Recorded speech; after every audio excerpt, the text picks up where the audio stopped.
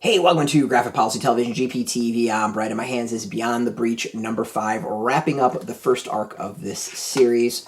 So it's written by Ed Brisson. Damian Couceiro is the artist. Patricio, Delpeche is the art colorist. Hassan, Otsmane-Elhaou is the letterer. Alright, so where do we leave us? So it's interesting in that going into the 5th issue, I honestly don't remember how the 4th issue ended. And the 5th just feels choppy for some reason opening up, and I really don't know why. And maybe if I read the 4th issue going into the 5th, I wouldn't have that vibe as much, but for some reason it feels choppy to me, like I missed something. But it doesn't matter, it's all good, the story flows. I didn't have to go back and read anything. So Samuel and all of them are surrounded by like the pursuers from the alternate world. And the question is, what's Samuel going to do? He's this fugitive from this alternate world. Will he go back and maybe close the gate and like breaches or whatever you want to call them?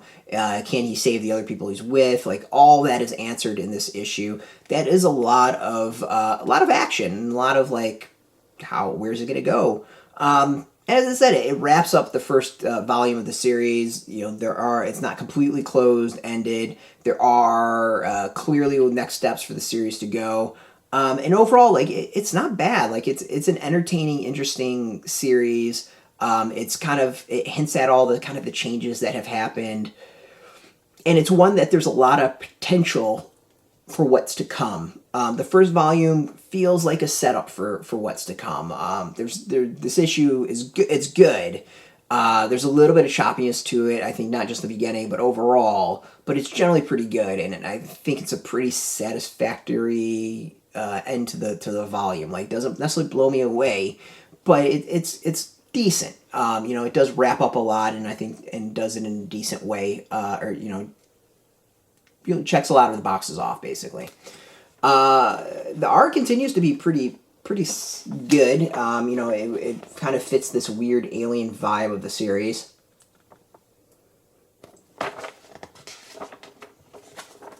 It definitely brings some of the more of the emotional punch that's going for.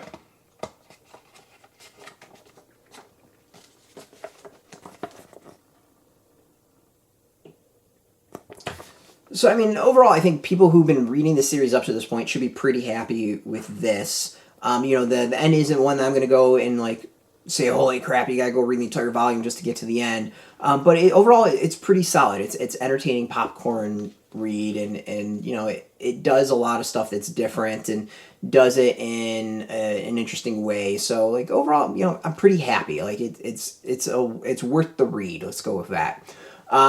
So yeah, it's out in comic shops now. You can go get this. We got a link beneath this video.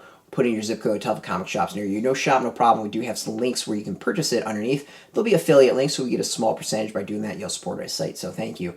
And speaking of support, I want to thank AfterShock for hooking us up with the review copy. And of course, thank you all for watching. If you're into comics, if you're into AfterShock, check us out every single day at graphicpolicy.com. We're on Twitter, Facebook, YouTube, Tumblr. All at Graphic Policy, keeping it nice and consistent. So until next time, keep reading those comics, and keep it geeky.